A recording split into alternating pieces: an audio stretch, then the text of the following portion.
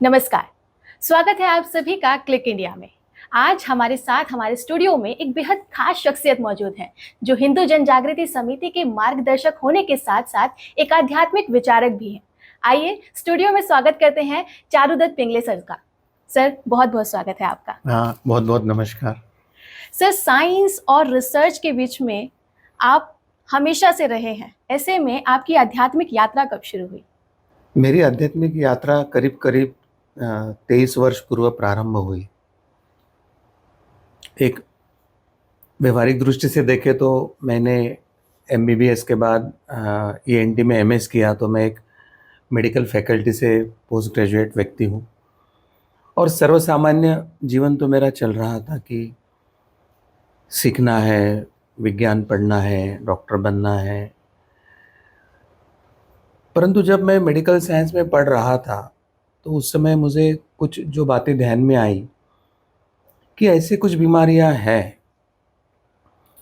जिनके बारे में अभी ये मॉडर्न साइंस समझ नहीं पाया है, और उसमें कुछ संशोधन की भी आवश्यकता है, और कुछ पेशेंट को वो ट्रीटमेंट नहीं कर पाता है। ऐसे कुछ मर्यादाएं सीखते समय ध्यान में आ रही थी।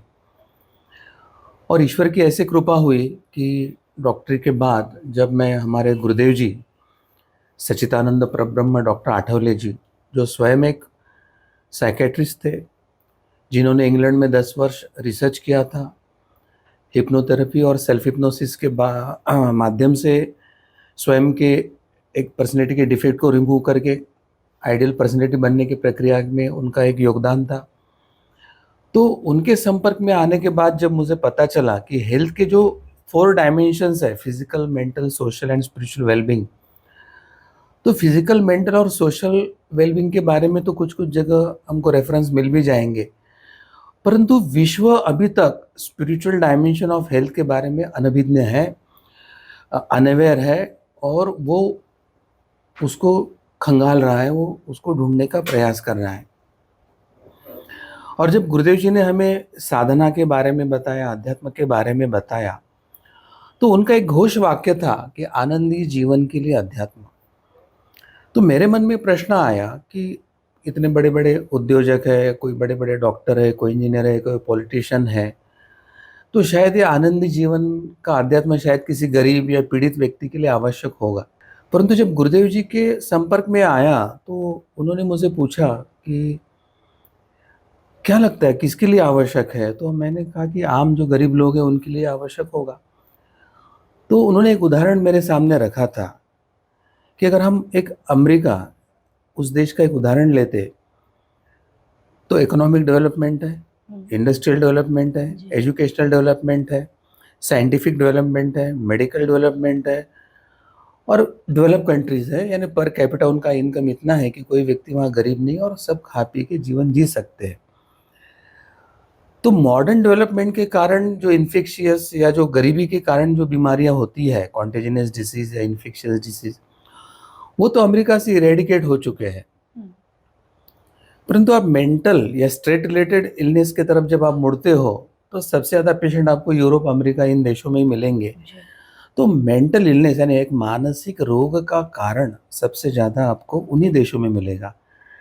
ड्रग एडिज्म ज़्यादा है, अल्कोहलिज्म ज़्यादा है, डाइवोर्स रेट ज़्यादा है, नो फैमिली कंसेप्ट, बच्चे माता पिता का कोई संबंध नहीं है, बच्चे गन निकालेंगे स्कूल में शूट कर देंगे बड़े व्यक्ति। अभी तो आप देखेंगे कि बड़े बड़े मॉल और स्टोर्स लूट रहे लोग जी। तो फिर ये डेवलप कंट्री के व्यक्ति की ये स्थिति क्यों आई? तो मैं तो ये 23 वर्ष पूर्व की बात मैं गुरुदेव जी से कर रहा था। तो गुरुदेव जी ने कहा कि आपके पास धन हो सकता है, शिक्षण हो सकता है, आपके पास संपत्ति या आपके पास साधन सुविधा हो सकती है, फिर भी हम जिस शांति की बात कर रहे हैं, हम जिस समाधान की बात कर रहे हैं, हम जो आनंद की बात कर रहे हैं, वो केवल अध्यात्म ही विश्व को दे सकता है। और ये पूर्णतः सनातन धर्म परंपरा, हमारे हिंदू धर्म परंपरा की विरासत है, और इसलिए हमें इस मार्ग पर आगे जाना होगा। और वहाँ से मेरी आध्यात्मिक यात्रा प्रारंभ हुई। परंतु उसके लिए और एक जो वाकया हुआ था कि मेरे मन में अध्यात्म का एक कंसेप्ट था कि कुछ श्लोकों का पाठन कर लिया कि आध्यात्मिक हो गया, कुछ स्तोत्र वगैरह आ गए कि आध्यात्मिक हो गया, या कुछ जैसे भगवत गीता हो या और कुछ है तो उसके कुछ अध्याय या भगवत गीता का पाठन कर लो तो वो आध्यात्मिकता है। तो हमारे गुरुदेव जी के 2 शिष्य मेरे पास आए थे, मैं बहुत नया था। उन्होंने अपने बच्चों का जो था ईएनटी प्रॉब्लम मुझसे जाँच करवा लिया और मुझसे प्रिस्क्रिप्शन लिखवा कर लिया उन्होंने। और बाद में उन्होंने मुझसे पूछा कि आप अध्यात्म का क्या करते हो? तो मैंने कहा था कि बचपन में भगवद गीता का 15वां अध्याय मैंने पाठ किया था, मुझे फर्स्ट प्राइज़ मिला था वगैरह-वगैरह, ये स्तोत्र आता है, वो श्लोक आते हैं। तो उन्होंने कहा फिर आपका आचरण क्या-क्या होता है? तो मैंने बोला ये आचरण क्या होता है?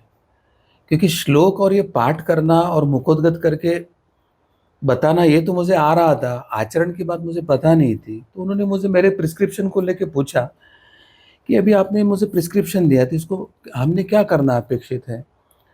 तो मैंने कहा इस प्रिस्क्रिप्शन में आरएक्स लिखकर फार्मासिस्ट को ऑर्डर दिया है कि भाई ये जो दवाई है, ये मात्रा में आपको पेशेंट को देना है। समझो मैंने कैप्सूल एम्पिसिलिन लिखा होगा, तो भाई सवेरे, दोपहर, शाम भोजन के बाद लेना है। या कोई कफ सिरप लिखा था तो 2-2 चम्मच दिन में से 2 या 3 बार लीजिए। सोते समय गर्म पानी की भाप वगैरह लीजिए, ऐसे मैंने कुछ इंस्ट्रक्शन उसमें लिखे थे। तो उन्होंने कहा कि अगर कोई पेशेंट घर में जाए और वो प्रिस्क्रिप्शन को मुखोद्गत कर ले कि भाई capsule ampicillin 500 milligram thrice a day after meal, ऐसे करके उसको जैसे आप श्लोक का पठन कर रहे हैं वैसे उन्होंने प्रिस्क्रिप्शन का पठन कर लिया तो क्या होगा? तो मैंने कहा कि वो तो मूर्ख पेशेंट हो जाएगा क्योंकि प्रिस्क्रिप्शन तो जो बताया वो अनुसार आचरण करने के लिए है। तो उन्होंने मुझे एक श्लोक पूछा था कि किसी श्लोक का अर्थ बताइए। तो अब मुझे श्लोक भी याद नहीं आ रहा है, तो मैंने हमारा महाराष्ट्र का एक श्लोक था, वदनी कवळ घेता नाम घ्या श्री हरीचे, सहज हवन होते नाम घेता फुकाची, ये श्लोक उनको कह के बताया। तो उन्होंने कहा कि इसका अर्थ क्या है? मैंने कहा मुझे कुछ पता नहीं है। तो उन्होंने कहा कि इसमें लिखा है कि वदनी कवळ घेता, यानी मुख में निवाला लेते समय आपको श्री हरि का नाम स्मरण, भगवान का नाम स्मरण करना है। भगवान का नाम स्मरण करते-करते एक-एक निवाला जब आप खाओगे तो सहज हवन होते नाम घेता फुकाची, यानी आपको हवन का फल मिलता है, फोकट का नाम स्मरण करते भोजन के समय तो। यानी वो श्लोक में एक रहस्य लिखा था कि भोजन के समय आप नाम जप करते-करते भोजन करते हो, तो भोजन से आपको एक यज्ञ का फल मिलता है, बिना कोई खर्चा किए, फोकट से। यानी वो श्लोक पाठांतर के लिए नहीं था, तो वो श्लोक था आपको ऐसा आचरण करना है कि भोजन के समय, निवाला लेते समय आपका नाम जप हो जाए। तो उन्होंने वही कहा कि जैसे प्रिस्क्रिप्शन मुखोद्गत करके पेशेंट ठीक नहीं हो सकता है, वैसे केवल श्लोकों का पठन या मंत्र स्तोत्र को जानना, मुखोद्गत करने से उद्धार नहीं होता है। तो उसमें क्या लिखा है, वो समझकर जब आप अपने जीवन में उसको उतारने का प्रयास करोगे, तब आपको आध्यात्मिकता पता चलेगी। तो ये जो 2 वाक्य मेरे जीवन में है, मेरे गुरुदेव जी का मार्गदर्शन कि व्यक्ति को अगर सुखी, समाधानी, आनंदी बनना है, तो उसको अध्यात्म और साधना के मार्ग पर चलना होगा। और दूसरी बात है कि साधना ये प्रैक्टिकल है, थ्योरी नहीं है। गुरुदेव जी कहते हैं कि आपको अगर 1000 ग्रंथ पढ़ के भी थ्योरी बताई जाए, तो व्यक्ति के स्पिरिचुअल प्रैक्टिस या साधना प्रवास में उसका मतलब 2 ही % इम्पोर्टेंस है, वो बीज के जैसा है। और उस ज्ञान को लेके जो आप पेड़ पौधा लगा के उसको फलाएंगे फुलाएंगे, मतलब आचरण में लाओगे, तो 90% spirituality is by action, imbibing that values in your life. तो धर्म आचारमूलक होता है और साधना आचरण में लाने से आप वो किसी को आत्मस्वरूप कहे, कोई भगवत प्राप्ति कहे, कोई ब्रह्म की स्थिति का अनुभव कहे, तो वो जो कहा है सच्चित आनंद अवस्था, उसकी प्राप्ति आपको अध्यात्म से हो सकती है। और जब ये प्रैक्टिकल बात पता चली, तो वहाँ से वो मेरी एक आध्यात्मिक जर्नी का प्रारंभ हुआ। मेरे जैसे हजारों गुरु बंधु जो है, जिन्होंने, कोई डॉक्टर है, कोई इंजीनियर है, कोई आईटी सेक्टर से है, तो कोई एकदम खेती बाड़ी करके या कोई मजदूरी करने वाले भी हमारे आश्रम में है। और वहाँ पर जब हम सब साधना करते तो एक ही की अनुभूति आती है हमें, आनंद की। तो एक तरह से ये दिव्य मार्ग हमारे गुरुदेव जी की कृपा है, देन है, ऐसे मुझे लगता है। सर, जैसा कि आपने भी कहा कि हम लोग हमेशा से ही डेवलप कंट्रीज़ को अपना आइडल मानते हैं और हमें लगता है कि वो जो कर रहे हैं, वही सबसे बेस्ट है। पर जिस तरीके का आपका एक्सपीरियंस रहा कि वहाँ पर स्पिरिचुअलिटी का जो कांसेप्ट है, उसका ज्ञान ही लोगों को नहीं है तो वो आसपास फैला भी नहीं रहे। और हम देखें तो आज का युवा भी साइंस और टेक्नोलॉजी की तरफ अपना रुझान बढ़ा रहा है। ऐसे में युवा को अध्यात्म से कैसे जोड़ा जाए? आपने जो पहला प्रश्न पूछा कि आज हम डेवलप कंट्रीज या वेस्टर्न पर्सपेक्टिव में ज़्यादा देख रहे हैं जी। कि उनके जैसा हमें बनना है, तो ऐसे जब एक बार प्रसंग आया कि मैंने गुरुदेव जी से पूछा कि ये व्यक्ति सामान्यतः अपने पास इतनी विरासत होने के बाद वो जो उपयोगी नहीं उस तरफ क्यों बढ़ रहा है, बिल्कुल। और उसको अपने पास जो है उसका महत्व क्यों नहीं चलता है। तो उन्होंने तो वही कहा था कि कस्तूरी मृग जो होता है उसके पेट में कस्तूरी होती है और कस्तूरी का सुगंध तो उसे आता है, और वो इधर उधर घूमता है, बाहर घूमता है, दौड़ता है, और वो बाहर ढूंढता है कि गंध कहाँ से आ रहा है। तो ये एक अंतर्मुक्त और बहिर्मुखता के स्तर पर देखे तो अध्यात्म और हमारी भारतीय परंपरा, सनातन हिंदू धर्म परंपरा हमें जो मार्ग बताती है वो आंतरिक है, अंदर का है और व्यक्तिगत है। और वो कहते हैं कि आप अंतर प्रवास कीजिए, साधना प्रवास कीजिए, पहले उसको जानिए और फिर समाज को प्रोपागेट कीजिए। परंतु सर्वसामान्य व्यक्ति की वृत्ति बहिर्मुख होती है। वो जो पाना चाहता है उसको बाहर ढूंढने का प्रयास करता है। और ये जो दो पर्सपेक्टिव है, ईस्टर्न और वेस्टर्न, कि वेस्टर्न है वो बाहर के व्यक्ति में सुख ढूंढ रहे हैं, और इसलिए साइंटिफिक इनोवेशन, एंटरप्रेन्योरशिप होकर वो इंडस्ट्रियल डेवलपमेंट करके हर रोज एक नई चीज बनाते हैं, और कहते हैं कि ये मोबाइल है और ये क्वालिटी का कैमरा है, उसका इतना रैम है।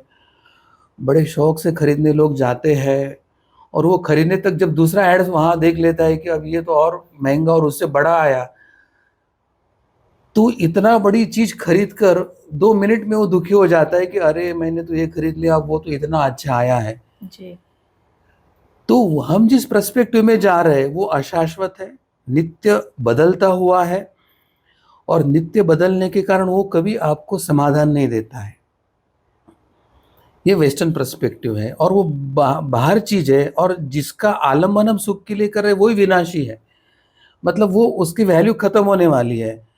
आज आप अगर 30 वर्ष पूर्व जाएंगे कि भाई डायबिटीज के ड्रग्स कौन से थे, हाइपरटेंशन के ड्रग्स थे, आज आप देखेंगे कि पूरा पर्सपेक्टिव बदला। आज अलग ड्रग सिस्टम आ गई है। उस समय जो डॉक्टर पढ़े उन्होंने अगर स्वयं को अपडेट नहीं किया तो आगे पेशेंट भी ट्रीट नहीं कर पाएंगे। तो ये जो विज्ञान है वो नित्य बदलता हुआ और अशाश्वत है, और उसके पीछे मनुष्य दौड़ दौड़ के, थक के, हार के, तनाव में जाके दुखी बन रहा है। और वही जो मैंने अमेरिका का, वेस्टर्न यूरोप मतलब यूरोपियन कंट्रीज का उदाहरण दिया, वो उस तरफ जा रहा है। तो ये एक गलत पर्सपेक्टिव में जा रहा है, और साधना के जो प्रयास है वो हमारे आंतरिक प्रयास है। हमें अंतर्मुखता से अंदर देखने की आवश्यकता है। अब व्यक्ति को लगता है कि मुझे ये चीज़ मिल गई तो आनंद मिलेगा। जैसे समझो यहाँ पे लाइट है अभी और या एसी चल रहा है, अभी कंफर्ट जोन है। जी। और अध्यात्म क्या कहता है कि बाहर की जो चीज़ आप सुख का माध्यम बना रहे वो ही आपके दुख की कारण है। जैसे समझ लीजिए कि अभी बिजली भी चले जाए और हमारा जनरेटर भी बंद हो जाए, तो हम क्या करेंगे अभी रात में? जिस एसी या जिस लाइट को लेकर हम अभी सुख का उपभोग कर रहे हैं, अब यही माध्यम आपके दुख का होगा। जी। और आप किसी भी चीज का देखिए, अगर समझो कोई व्यक्ति है, जाता है कि वो एक ब्रांडेड कंपनी में जाता है और कहते हैं 5000 का मैंने बहुत अच्छा शर्ट लेके आया। अच्छा ये 5000 का, अरे वहाँ डिस्काउंट चल रहा था, वो 50% में 1+1 दे रहे थे। अब भी 5000 खर्च करके वो आनंद और सुख अनुभव करने आया था, और 2 क्षण में वो सब खत्म हो गया। वो खत्म हो गया। अरे यार मैं कहाँ फंस गया, मैं थोड़ा सा आगे जाता, वो दुकान में जाया होता तो 1 के बजाय 2 मिल गए होते, और वहीं से दुख का प्रारंभ हो जाता है। तो हम सुख ऐसी जगह ढूंढ रहे हैं जो दुख का कारण है। और अध्यात्म कहता है कि त्याग में और ऐसा आलम्बन चाहिए कि जिसके आलम्बन से वो शाश्वत हो, जो कभी खत्म ना हो और आपको सुख की तरफ दे, और वो है हमारा आंतरिक साधना का प्रवास। तो जब तक ये बातें सुस्पष्टता से हम समाज को बता नहीं पाते हैं, इसलिए कहा जाता है कि मतलब एक कहानी आती है कि भाई सच्ची सुखी आदमी का जो कुर्ता कहाँ पे है, तो वो ढूंढते ढूंढते जब जाता है तो पता चलता है कि जो मेहनत कर रहा है खेती में है वो तो कुर्ता पहनता ही नहीं है। तो दर्शन तो यही कहता है, तो साधना का मतलब है और सौम्य भाषा में अगर मैं बताऊं तो हमारे अंदर जो स्वभाव दोष है, हमारे अंदर जो इगोइस्टिक मेंटेलिटी है, तो स्वभाव दोष का मतलब है कि हमारे षड्रिपु या पर्सनैलिटी डिफेक्ट्स। तो उस डिफेक्ट से क्या होता है कि हम जो चीज़ को है वैसा देख नहीं पाते। ईगो के कारण कोई अच्छी बात बाहर करे तो उसको एक्सेप्टेंस नहीं होता है, और वहाँ से कॉन्फ्लिक्ट या संघर्ष शुरू होता है, और वहाँ से दुख की प्रक्रिया प्रारंभ होती है। तो दूसरे मायने में अगर हम भगवत गीता के संदर्भ में कहते हैं तो उसमें जो 16वें अध्याय में दैवी असुरी संपदा योग कहा है, तो आपके अंदर जो दोष रूपी अहंकार रूपी जो आसुरी संपदा है, जो आपके जीवन में कलह निर्माण करके हमें असुरत्व प्राप्त कर रही है, तो उस असुरी संपदा को हटाना, दैवी संपदा यानी दिव्य गुणों को, अच्छे गुणों को धारण करना। अच्छे गुण हमें डिविनिटी की तरफ लेके जाते हैं, तो वहाँ से हम आनंद की तरफ प्रवास करते हैं। तो एक दृष्टि से हमारे गुरुदेव जी ने पीडीआर रिमूवल जो प्रोसेस बताया है कि पर्सनैलिटी डिफेक्ट रिमूवल प्रोसेस करना है, ईगो रिमूवल प्रोसेस करना है, तो एक इस समय में एक बहुत अच्छी प्रक्रिया उन्होंने समाज को दिया है कि जो कॉस्ट इफेक्टिव है, कोई पैसा नहीं लगेगा, आप अपना अपना अध्ययन कीजिए, अपने को इंट्रोवर्ट रह के अपना रेट्रोस्पेक्शन कीजिए और आप उस मार्ग से जा सकते हैं। तो मैं ये नहीं कहूँगा कि आपको साइंस की ओर में नहीं जाना है, मैं ये नहीं कहूँगा कि आपको इनोवेशन की तरफ नहीं जाना है, परंतु हम जो कर रहे हैं उस बात की मर्यादा क्या है, और रियली हमें अगर आनंद अनुभव करना है, हमें ब्लिसफुल लाइफ जीना है, तो हमें स्पिरिचुअलिटी का एक डायमेंशन को अपने जीवन में जागरूक करना है। और एक वाक्य में भगवत गीता कहती है कि सुख दुखे समय कृत्वा। इसका अर्थ यह है कि सुख के तरफ भी देखने की दृष्टि सम है, दुख के तरफ देखने की दृष्टि सम है। तो तराजू के जब दोनों बाजू बैलेंस हो जाते हैं, तो बीच वाला डंडा जो होता है वो जीरो लेवल पे स्थिर होता है, तो वो ब्लिसफुल होता है। आप सुख को प्रधानता देंगे तो सुख नीचे आएगा, तो भी आपके जीवन में असंतोष है, क्योंकि दुख कभी भी आ सकता है। जीवन में दुख ज़्यादा है, दुख को कॉन्सेंट्रेट करते हैं, तो भी आपका जीवन क्योंकि सम नहीं है, और जिस दिन समता आ जाती है, सुख दुख के समय कृत्वा, उस दिन आपके जीवन में अध्यात्म शुरू होता है। और अध्यात्म ये कोई बहुत अलग चीज़ नहीं है, मन को बैलेंस माइंड करके मन को संतुलित करने की प्रक्रिया को इस माध्यम से अध्यात्म कहा जाता है। गुरुजी, अगर हम देखें तो आज धर्म जो है वो विवादों का कारण बनता जा रहा है। मैं आपसे जानना चाहूंगी कि आखिर इन विवादों के पीछे कौन है?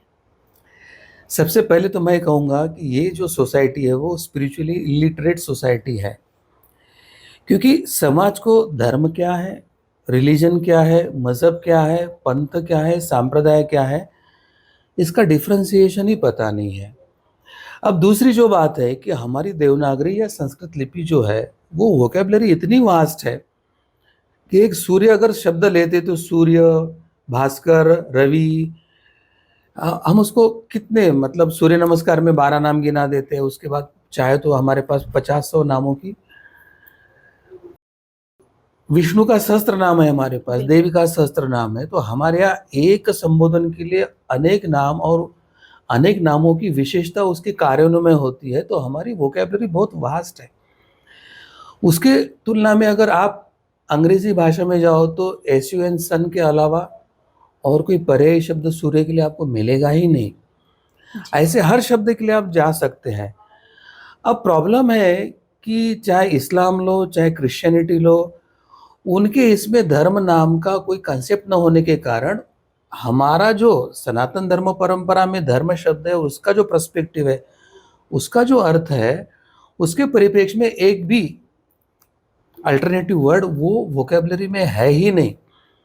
तो उन्होंने क्या गड़बड़ किया, धर्म इज इक्वल टू रिलीजन, धर्म इज इक्वल टू मजहब करके एक ऐसी खिचड़ी बना दिया, यानी खच्चर और घोड़े को वो एक ही संबोधन कर रहे हैं, खच्चर और गधे को भी वो एक ही संबोधन कर रहे हैं। ये जितनी मूर्खतापूर्ण हरकत है, उतनी मूर्खतापूर्ण हरकत है कि धर्म को रिलीजन मानना या मजहब मानना। अब ये गलती ऑक्सफोर्ड भी बार बार कर रहे थे, परंतु अभी क्या हुआ कि ऑक्सफोर्ड को ध्यान में आया कि धर्म एक अलग बात है, मजहब और रिलीजन अलग बात है। तो धर्म के बारे में वो डिफाइन करते हैं universal law applicable to all human beings, beneficial to all human beings, no founder, no single scripture, ऐसी धारणा जिसमें उसको उन्होंने धर्म कहा है। Okay. और रिलीजन या मजहब में क्या है कि who has one single founder in human form, they have only one scripture, one Holi book, this is the only way. ये एक ही पाथ है कि जो आपको लिबरेट करेगा। वो कहते हैं कि हमारा ही सर्वश्रेष्ठ पाथ है, अन्य पाथों से आपको लिबरेशन नहीं होगा। और वो कहते हैं कि आपको यही स्वीकारना पड़ेगा, नहीं तो आपको, और फिर वो काफिर, फिर इन्फिडल या फिर पैगन, इस नाम से उन्होंने विश्व में एक प्रकार का कोहरम मचा के रखा है। तो धर्म ये शब्द, धर्म ये संकल्पना कभी विवाद का कारण नहीं बना है। कारण बना है पंथ या सांप्रदाय या मजहब या रिलीजन, उसके कारण कलह का प्रॉब्लम बना है। और धर्म न मानने के कारण हमारे जो पर्सपेक्टिव में लिखा है कि सर्वधर्म समभाव, जो भारत में एक बड़ा ब्लंडर चल रहा है कि ऑल रिलीजन्स आर इक्वल। तो मैं उन सब पॉलिटिशियन, मैं उन सब प्रेस को एक ही प्रश्न पूछता हूँ कि क्या आपने हमारे संविधान का कोई अधिकृत भाषांतरण कभी पढ़ा है? क्योंकि जिन्होंने ये सेकुलर शब्द को इस संविधान में डाला है वो कहते कि सर्वपंथ समभाव। तो सर्वपंथ समभाव है तो फिर सर्वधर्म समभाव कहाँ से आएगा? क्योंकि धर्म एक ही है जो सब मानवता के लिए उपयोगी है, उसे धर्म कहा जाता है। मगर जो पंथ कह रहा है कि हमारा श्रेष्ठ और आपका नहीं हो सकता है और आपको हमारा ही स्वीकारना पड़ेगा, जब वो धर्म ही नहीं है तो उसको धर्म के लाइन में लाके बैठाना, ये हमारे पॉलिटिशियन का सबसे बड़ा पाप है। हमारे जो लेफ्टिस्ट मीडिया जिन्होंने आज तक हमारी पूरी जनता को गुमराह करके रखा, उनका सबसे बड़ा पाप है। तो उन्होंने पापों का प्रायश्चित करके ये जो सेकुलरिज्म का सर्वधर्म समभाव ये शब्द किया, तो उसको सबसे पहले रेक्टिफाई करने की आवश्यकता है। अब मुझे बताइए कि पुत्र का धर्म है माता पिता का देखभाल करना। अब इसमें क्या विवाद है? पति का धर्म है कि पत्नी का भरण पोषण करना है। माता पिता का धर्म है कि पुत्र को बड़ा करना, शिक्षित करना, उसको गृहस्थ धर्म के लिए लायक बनाना। शक्कर का धर्म है मिठास, नमक का धर्म है नमकीन स्वाद। जी। आप शक्कर से मिठास हटा दो, नमक से नमकीन हटा दो, यानी शक्कर का धर्म मिठास है, नमक का धर्म नमकीन है, और उसको आप धर्म से अलग कर दो तो नमक और वो शक्कर रहेगी नहीं, तो फिर क्या बात रहेगी? तो किसी व्यक्ति से, किसी समाज से, किसी राष्ट्र से उसका धर्म हम अलग नहीं कर सकते। तो धर्म विवाद की बात नहीं। अब इसके मैं 3 कारण बताता हूँ। धर्म के बारे में अज्ञान, यह पहला विवाद का कारण है। धर्म के बारे में आधा ज्ञान और आधा अज्ञान, ये दूसरा विवाद का कारण है। और धर्म के बारे में द्वेष और धर्म का विरोध, ये तीसरा कारण है। तो जो धर्म अनुयायी है, सनातन धर्म परंपरा के अनुयायी है, और जिनको 70 वर्ष में सेकुलरिज्म के नाम पे जो धर्म शिक्षा दी नहीं गई, मंदिरों से जो धर्म शिक्षा देनी चाहिए वो दी नहीं गई, मंदिरों से देने के बाद पुरोहितों ने जो देना चाहिए था वो नहीं दी गई। तो धर्म अज्ञान के कारण जो धर्म के न जानते हुए खड़े हैं, वो अज्ञान का कारण है। उसको धर्म शिक्षा देकर, धर्म शिक्षित करके हम दूर कर सकते हैं। आधा धर्म का ज्ञान और आधा अज्ञान, यानी धर्म से कुछ अपेक्षा थी, समाज से कुछ अपेक्षा थी, राष्ट्र से थी, थोड़ी पूरी होगी थोड़ी नहीं हुई, तो उसके कारण फिर भगवान को गए थे हमने मन्नत मांगी थी, बेटे का विवाह हो गया, अब बच्चा मांग रहे थे तो बच्चा नहीं हो रहा, तो भगवान है ही नहीं। यानी हमारी व्यवहारिक इच्छा आकांक्षाएं पूर्ण नहीं हुई किसी कारणवश, तो हमने भगवान और धर्म को नाकार दिया। इसमें हमारा स्वार्थ के लिए हमने धर्म और भगवान को उपयोग करते समय, ये हमारा दोष है, धर्म और भगवान का नहीं। हमारी उतनी उपासना भी नहीं, उतना अधिकार भी नहीं है, फिर भी हम मांग रहे, वो दूसरी गलती है। तो उनको योग्य धर्म शिक्षा देकर के तो हम कर सकते। परंतु कुछ व्यक्ति ऐसे होते कि जो धर्म द्वेषी होते हैं, वो सनातन धर्म को नष्ट करना चाहते हैं, वो सनातन परंपरा को नष्ट करना चाहते हैं, हमारे मंदिरों को ध्वस्त करना चाहते हैं, उनके अनुयायियों को मारना चाहते हैं। ये जो है, तो उसके लिए राजधर्म बताया और राजा को बताया है कि समाज में आपको शांति स्थापित करना। और इसलिए मैं धर्म की 2-3 व्याख्या बताकर धर्म क्या है ये बताना चाहूँगा। धर्म की पहली व्याख्या की ध्रुव धारयति इति धर्म, जो सबको धारण करता है वो धर्म है। अब प्रश्न आता है कि सनातन या हिंदू धर्म सबको धारण करता है क्या? वो सभी उपासना पंथों को मान्य देता है क्या? हाँ। वो सभी मनुष्य को ईश्वर प्राप्ति का अधिकार है बताता है क्या? हाँ।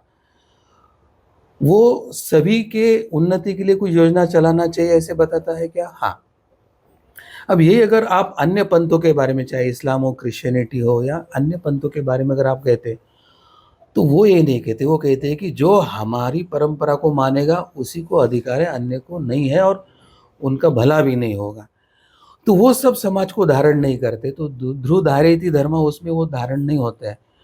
तो धर्म यानी जो सबको धारण करता है वो धर्म, जो अभ्युदय और निःश्रेयस दोनों को प्राप्त करता है। अभ्युदय यानी वर्ल्डली प्रोग्रेस, जिसको हम मॉडर्न साइंस या टेक्नोलॉजी का प्रोग्रेस करते हैं, उसको भी धारण करता है। और स्पिरिचुअल प्रोग्रेस यानी आपको ईश्वर प्राप्ति या आनंद प्राप्ति का भी मार्ग बताता है। तो वो सनातन धर्म परंपरा दोनों को मानता है। और रही तीसरी बात, जिसको आद्य शंकराचार्य ने अंतिमता बताई है, उसमें ये कही कि भौतिक उन्नति, आध्यात्मिक उन्नति और उत्तम समाज व्यवस्था जिस माध्यम से प्राप्त होती है उसे धर्म कहा गया है। तो ये तीनों व्याख्या में कहीं उपासना पंथ का उल्लेख नहीं, कहीं हिंदू, कहीं सनातन, ऐसा कोई उल्लेख नहीं। उन्होंने कहा है कि आपके जो प्रिंसिपल्स है वो सबको धारण कर सकते हैं क्या, वर्ल्डली प्रोग्रेस या व्यवहारिक उन्नति करते हैं क्या, स्पिरिचुअल या आध्यात्मिक उन्नति करते हैं क्या, और उत्तम समाज व्यवस्था रखते हैं कि, ये 3 क्वेश्चन को लेकर धर्म कहता है। अब ये सभी क्राइटेरिया सनातन हिंदू धर्म परंपरा पूर्ण करती है और बाकी अन्य कोई पंथ इसको पूर्ण नहीं करता। और इसलिए सनातन धर्म परंपरा अति उत्तम है सभी विश्व के मनुष्य ने, प्राणी मात्र के लिए, एनिमल किंगडम, प्लांट किंगडम, और ये जो 5 कॉस्मिक एलिमेंट है, पृथ्वी, आप, तेज, वायु, आकाश, इनके भी संवर्धन के लिए यहाँ नदी की पूजा है, पहाड़ों की पूजा है, पत्थरों की पूजा है। मैं तो उसको थोड़ा सा अलग पर्सपेक्टिव में लूंगा, मगर एक जनरल बताता हूँ कि ये वसुंधरा है, पृथ्वी की रक्षा के लिए सनातन हिंदू धर्म परंपरा ही आवश्यक है। तो ये इसका अप्लाइड जो है, यानी एक मनुष्य के जीवन के उपयोगी, समाज के जीवन के उपयोगी, राष्ट्र के जीवन उपयोगी और पृथ्वी के रक्षा और संरक्षण के लिए जो उपयोगी है, उस तत्व को लेकर अभी हमको ये सनातन धर्म परंपरा को लेकर समाज में जाना पड़ेगा। तो आप जो प्रश्न पूछ रहे थे कि इसका उपाय क्या है, तो वो यही उपाय है कि भौतिक, आध्यात्मिक और समाज व्यवस्था के दृष्टि से अभी सनातन धर्म को पुनर्स्थापित किया जाए। आपने ये जो पूरी बात बताई, ये ना सिर्फ हमारे लिए एक नया ज्ञान है बल्कि एक नई सीख भी है जिसको हमें फॉलो करना चाहिए। पर सवाल वही कि आखिर आध्यात्मिकता और सनातन धर्म की जब इतनी अच्छाई है तो ये जन जन तक क्यों नहीं पहुंच रही? अगर इसका सवाल का जवाब मिल जाता तो आखिर किस तरह से हम सनातन को जन जन तक पहुंचाएं? बहुत अच्छा मूलभूत प्रश्न पूछा, क्योंकि यही प्रश्न मेरे भी मन में जब मैं साधना में आया कि लोग अच्छे क्यों नहीं होना चाहते, बिल्कुल। और ये लोग बुराई क्यों करते हैं। तो मैंने गुरुदेव जी से भी पूछा था, सच्चिदानंद परब्रह्म डॉक्टर आठवले जी, कि भाई समाज जल्दी से बुराई की तरफ क्यों जाता है और अच्छाई के लिए हमें प्रयास क्यों करना चाहता है। तो 2-3 उदाहरण उन्होंने बताए थे। उन्होंने कहा कि समझो आपके सामने ओपन स्पेस है, गार्डन है, और अभी आपने उसमें कुछ नहीं लगाया है और 2-3 बार बारिश आके जाती है, तो वहाँ क्या उगता है? तो मैंने बोला घास फूस कांटे वगैरह उग जाते हैं। उन्होंने पूछा कि गुलाब का पौधा या फिर और कोई जास्मिन का पौधा या फिर कुछ अच्छे आयुर्वेदिक प्लांट्स क्यों नहीं उगते? मैंने बोला बारिश गिरने के बाद तो नॉर्मली घास फूस और ये उगता है। और समझो आप एफर्ट्स लेंगे कि भाई उसको अच्छे से ज़मीन को साफ करोगे, घास फूस के कांटे के बीज निकालेंगे, अच्छे बीज बोएंगे, लॉन लगाओगे, अच्छे पौधे वहाँ लगाओगे, उसका बीज डालोगे और फिर उसको वाटरिंग करोगे, उसका पेरेंटिंग करोगे। मैंने बोला वहाँ तो फिर अच्छा हमारा गार्डन बन जाएगा। तो उन्होंने कहा कि एक छोटा सा गार्डन बनाने के लिए आपको इतना पुरुषार्थ करना पड़ेगा, इतना कष्ट और ये लेना पड़ेगा, और कष्ट नहीं लिया तो अपने आप घास फूस काटे तो हो ही जाएंगे। तो कष्ट लेने की वृत्ति जो है वो बढ़ाना पड़ेगा। फिर उन्होंने दूसरा उदाहरण बताया कि आप बच्चों को, समझा छोटा बच्चे तो क्या सिखाते हैं, आप झूठ बोलो करके कभी बच्चों को सिखाया क्या? हमने बोला नहीं, हम तो सच बोलो करके सिखाते हैं। आप सच बोलो करके सिखाते हैं, परंतु झूठ बोलना बच्चा अपने आप सीख जाता है ना जी। उसको सिखाया नहीं तो भी सीख जाता है। फिर उन्होंने तीसरा मेडिकल साइंस का उदाहरण दिया कि भारत में वैक्सीनेशन मतलब ये इम्यूनाइजेशन और वैक्सीनेशन जो प्रोजेक्ट है 60-70s में कहीं तो प्रारंभ होगा। तो वैक्सीनेशन से हमारा बच्चा बचने वाला है, कुछ बीमारियां उसको प्रिवेंट होने वाली है और उसका जो बचपन में मृत्यु का दर है, मॉर्टेलिटी रेट कम होके उसकी जीवन जीने की क्षमता बढ़ने वाली है। अब इसमें तो बहुत स्वार्थ है कि अपने बच्चे का जीवन है, भलाई है। फिर भी वैक्सीनेशन का जो हमारा रेट था पर ईयर और जो हमारा उस समय मैं पढ़ाई कर रहा था उस समय जो चल रहा था, तो 60%, 30 वर्ष में केवल हमने 60% वैक्सीनेशन अचीव किया था। बाद में जैसे एजुकेशन लिटरेसी का भी चल रहा था अभियान। तो गुरुदेव जी ने बताया कि सरकारी यंत्रणा है, सरकारी बजट है, फिर भी लोगों को अपने बच्चे की भलाई समझने के लिए कठिन हो रहा है कि वैक्सीनेशन से लाभ क्या होगा। तो ऐसे इसमें आपको तो spirituality is beyond mind and intellect, यानी मन बुद्धि के परे का शास्त्र है और वो मन बुद्धि के स्तर पर जाके उनको समझाना है। तो पहले स्वयं आपको साधना करनी होगी, आपको वो अनुभव करना होगा। आप अपने जैसे अनेक एक्टिविस्ट उसको जागरूक करना पड़ेगा और फिर जब आप अनुभव के आधार पर समाज में जाके उनको बताएंगे कि भाई आप गरीब हो अमीर हो, शिक्षित हो अशिक्षित हो, कोई प्रॉब्लम नहीं, आप साधना करो, आप जीवन में आनंदी रह पाओगे। तो ये सीखने के लिए आपको स्वयं साधना करनी होगी और समाज में जाके बढ़ना पड़ेगा। तो आज तो ये आध्यात्मिक दृष्टि से वैसी बात है कि जैसे बारिश आ गई और घास फूस काटे उग गए, वैसे वेस्टर्न पर्सपेक्टिव और लेफ्टिस्ट जो विचारों का आ रहा है, बहिर्मुखता का, एक एक्सट्रोवर्टनेस का जो तूफान आ रहा है, तो वो तो ऐसे उग रहा है। अब हमको बार बार वो खरपतवार हटाकर हमें अपने जो अच्छे बीज बोए, जो हमारी खेती चल रही है उसको ग्रो करना है। एक दूसरे, ये प्रतीकात्मक उदाहरण बता रहा हूँ मैं। तो स्पिरिचुअलिटी को हम पुरुषार्थ कहते हैं, धर्म अर्थ काम मोक्ष। ये हमारी सनातन धर्म परंपरा में 4 पुरुषार्थ का है। पुरुषार्थ का अर्थ है कि you will have to invest your some power, physical power, your time, your intellect, your devotion. और जब आप ये इन्वेस्ट करोगे तो then the spiritual mass will be grown up. तो जैसे ऊपर के टंकी में पानी को डालने के लिए मशीन को लगाकर ही लिफ्ट करना पड़ेगा, बाद में टैप खोलने से ऑटोमेटिक नीचे आ जाएगा। तो ऊपर लिफ्ट करने की जो स्पिरिचुअली लिफ्ट करने की जो प्रक्रिया है उसी को पुरुषार्थ कहा गया। और इसलिए इस पुरुषार्थ की कमी 47 के बाद बहुत ज़्यादा हुई है। लेफ्टिस्ट, एथिस्ट, प्रोग्रेसिव माइंडसेट में उन्होंने ये कहा कि भाई धर्म की आवश्यकता नहीं, विज्ञान की तरफ जाना है। धर्म एजुकेशन हिंदू को प्रतिबंधित करके माइनॉरिटी एजुकेशन इंस्टीट्यूट से उनको तो उनके पंथ और उपासना की जानकारी दी है, ये डिस्क्रिमिनेशन भी है। तो अब जब हम प्योर पर्सपेक्टिव में जब स्पिरिचुअलिटी का एजुकेशन शुरू कर रहे हैं अभी और लोगों को धर्म शिक्षित करेंगे, तो हमारी जो समस्या आज हम चर्चा करें कि how it will grow, then we will speed up now in future. तो गुरुजी, एक और समस्या जो हमारे सामने दिखने को मिलती है वो ये कि कल का गुरुकुल आज का स्कूल बन गया है और बच्चे जो हैं वो अपनी संस्कृति से टूटते जा रहे हैं, दूर होते जा रहे हैं। इसके लिए क्या उपाय हो सकता है? ये संपूर्ण जो अभी भारत की या विश्व की जो समस्या है उसका एकमात्र उपाय यही है कि हमें अपने प्राचीन, मैं पुरानी तो नहीं कहूँगा, प्राचीन कहूँगा, प्राचीन शिक्षा व्यवस्था और गुरुकुल व्यवस्था की तरफ हमें मुड़ने की आवश्यकता है। प्राचीन शब्द उपयोग करने का अर्थ यही है कि पुराना है वो शायद आउटडेट हो सकता है, परंतु प्राचीन का अर्थ है सनातन के परिप्रेक्ष्य में लेता है तो है तो प्राचीन परंतु वो नित्य नूतन है। जिस समय जिस देश काल परिस्थिति में व्यक्ति होता है उस समय उसने कैसे क्या करना चाहिए उसका दिशा दर्शन जो देता है वो शिक्षा होता है। मतलब शिक्षा पद्धति उस तरह की होनी चाहिए।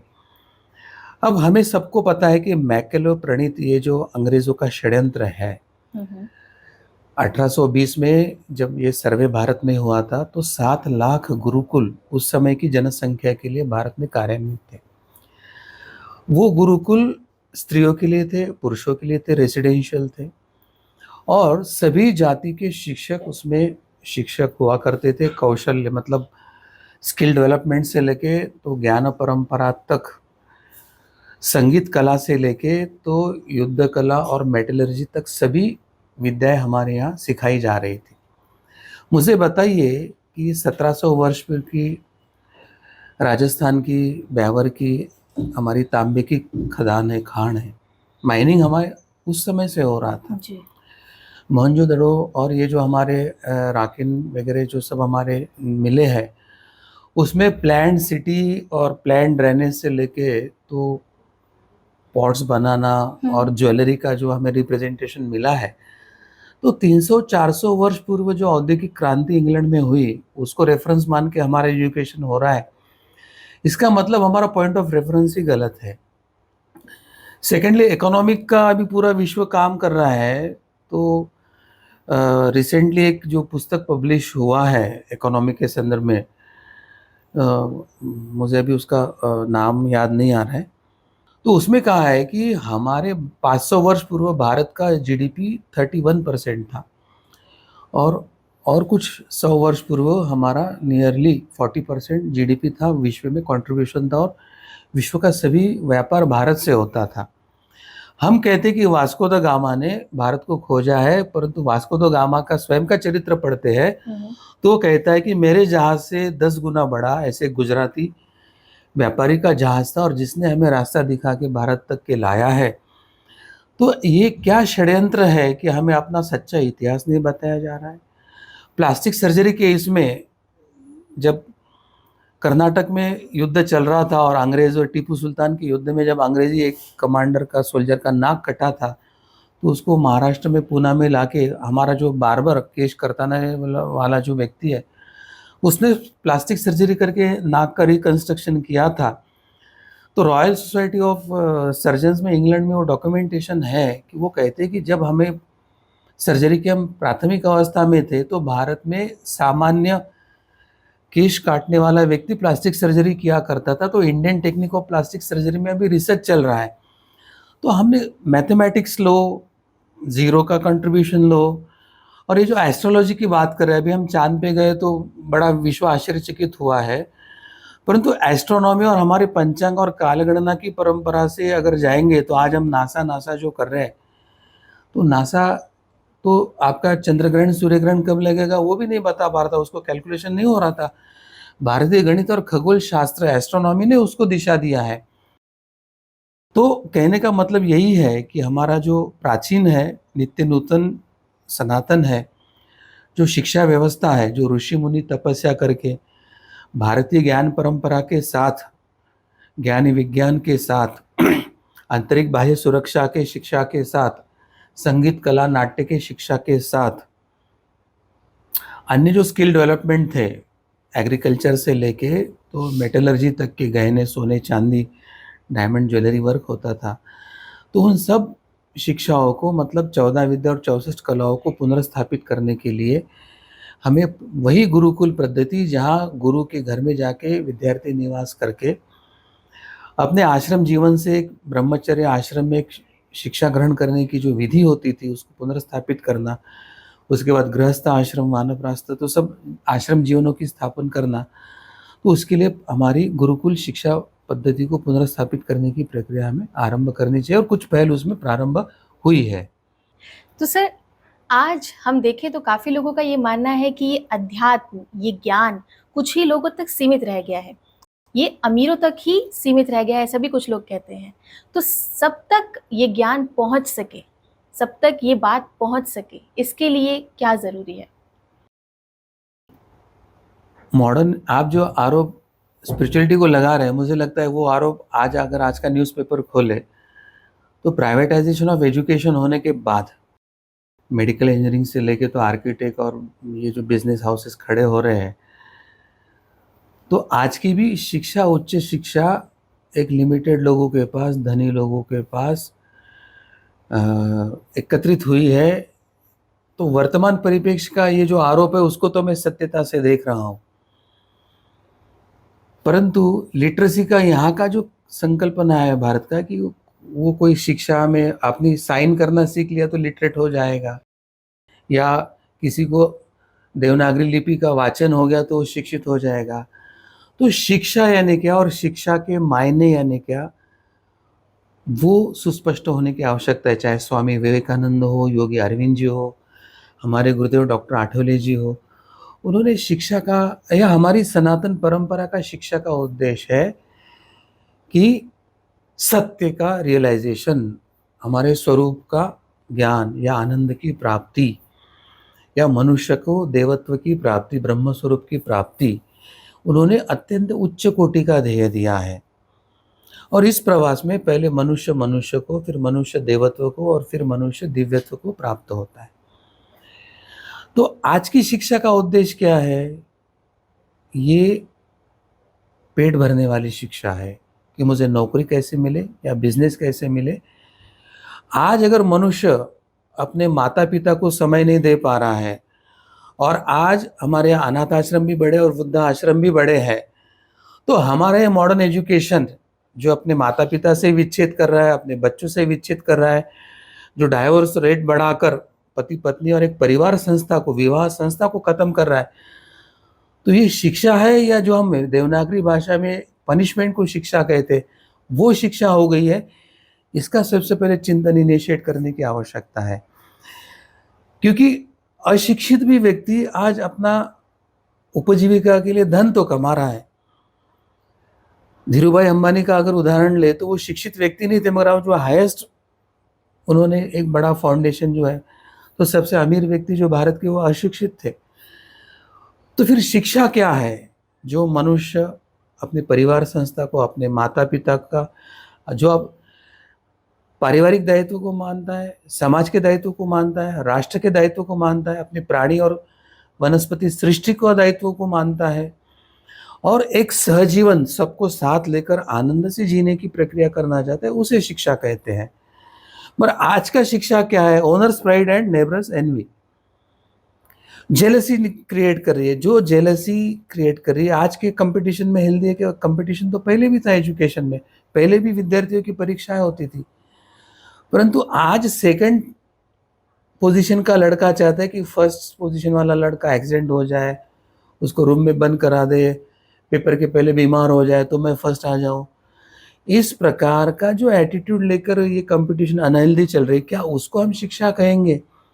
तो आज शिक्षा यानी क्या? तो मनुष्य को स्वयं के बारे में विचार, परस्पर सम्मान, पारिवारिक दायित्व, समाज का दायित्व। तो शिक्षा के मायने सबसे पहले हमें पुनर्स्थापित करने की आवश्यकता है, और उस दायरे में जाकर अगर हम मनुष्य का निर्माण करेंगे तो हम जिस इस विचार की बात कर रहे हैं तो उसको हम साध्य करेंगे, ऐसे मुझे लगता है। जाते जाते एक आखिरी सवाल आपसे पूछना चाहूंगी, क्योंकि आपने हमारा बहुत ज्ञान बढ़ाया है। ऐसे में भविष्य को लेकर हिंदू जन जागृति की क्या प्लानिंग है? किस तरह से इस विचार को आगे बढ़ाया जा सकता है? इसमें सबसे पहले हम स्वधर्म को जानो, स्वधर्म का पालन करो और धर्मपरायण व्यक्ति बनो, यह पहला है। उसके लिए हम धर्म शिक्षा देते हैं। धर्म के बारे में हमारे धर्म ने क्या कहा है उसका अध्ययन करते हैं। 16 संस्कार क्या है, त्यौहार क्या है, उसका व्यक्तिगत, पारिवारिक, सामाजिक और अन्य मायने क्या है, वो सब उनको सिखाने का प्रयास करते हैं। उसी के साथ दूसरा जो है कि धर्म शिक्षा के प्रसार करते समय धर्म पर जो वैचारिक बौद्धिक आघात होते हैं, विडंबना होती है, धार्मिक भावना का आहन होता है, तो जहाँ पे वहाँ प्रबोधन के माध्यम से, जहाँ पे इंटेलेक्चुअल डिबेट के माध्यम से, और जहाँ संभव है वहाँ एफआईआर या लीगल या जुडिशियल प्रोसेस से हम उसको पूर्ण करने का प्रयास कर रहे हैं। परंतु इस सबसे ऊपर हमें जो एक बात ध्यान में, हमारे गुरुजी जी ने कहा कि समस्या बहुत है। धर्मांतरण की समस्या है, गो हत्या के कारण गो रक्षा की हमें अभियान चलाने की आवश्यकता है, धर्मपरायण एक हिंदू राष्ट्र निर्माण करने की आवश्यकता है। तो एक साधे सब साधे। तो अगर ये हमारी राज्य व्यवस्था सनातन धर्म परंपरा को एक अधिकृत तौर पे संरक्षित करके, हमारा इतिहास है, संस्कृति है, उसकी रक्षा करती है, तो हिंदू राष्ट्र की स्थापना के कारण, ये एक राजधर्म की स्थापना होने के कारण, जब संविधान ही इसकी संरक्षण कर रहा है, तो ब्यूरोक्रेट है, जुडिशरी है, पुलिस प्रशासन है, जब इसकी संरक्षण के लिए जब कार्यान्वित हो जाएंगे, तो विश्व के 52 ऐसे देश है जो स्वयं को इस्लामी राष्ट्र घोषित करते हैं। 152 से अधिक जो देश है स्वयं को सेकुलर कहते भी क्रिश्चियनिटी को संरक्षित करके किसी न किसी सेक्ट को वो ये कर रहे हैं। 12 बुद्धिस्ट देश है, एक अभी हम जो देख रहे हैं कि इसराइल वो स्वयं को एक यहूदी देश मानते हैं। तो जब सब विश्व के देश अपने अपने स्तर पर एक अधिकृत पंथ को संरक्षित कर रहा है, तो इक्वेलिटी, वैश्विक स्तर की इक्वेलिटी के लिए भारत ने सनातन धर्म परंपरा को संरक्षित करना चाहिए। और यह मांग हम लोकतांत्रिक पद्धति से जनमानस से सरकार पर दबाव बना रहे हैं। और हमें आशा है कि सभी पॉलिटिकल पार्टियां हमारे हिंदू राष्ट्र की मांग को अपने मैनिफेस्टो में लेकर जनता को आश्वस्त करेगी और हिंदू राष्ट्र के मार्ग स्थापना का मार्ग सुकर करेगी, ऐसे मुझे लगता है। जी बिल्कुल, हम भी इसी उम्मीद के साथ आगे बढ़ेंगे। आपने अपना समय दिया, हमसे बातचीत की, इसके लिए आपका बहुत बहुत धन्यवाद। तो देखा दर्शकों, कितना ज़रूरी है अपनी जड़ों से जुड़े रहना, कितना ज़रूरी है अपनी संस्कृति का ज्ञान लेना। अगर इस ज्ञान का अभाव होता है तो हम अपने रास्तों से भटक जाते हैं, और कुछ ऐसा ही हुआ सनातन से जुड़े हुए ज्ञान को लेकर। आपको हमारा ये वीडियो कैसा लगा हमें कमेंट करके ज़रूर बताएं, और बाकी देश और दुनिया से जुड़ी खबरों के लिए बने रहिए क्लिक इंडिया पर। नमस्कार।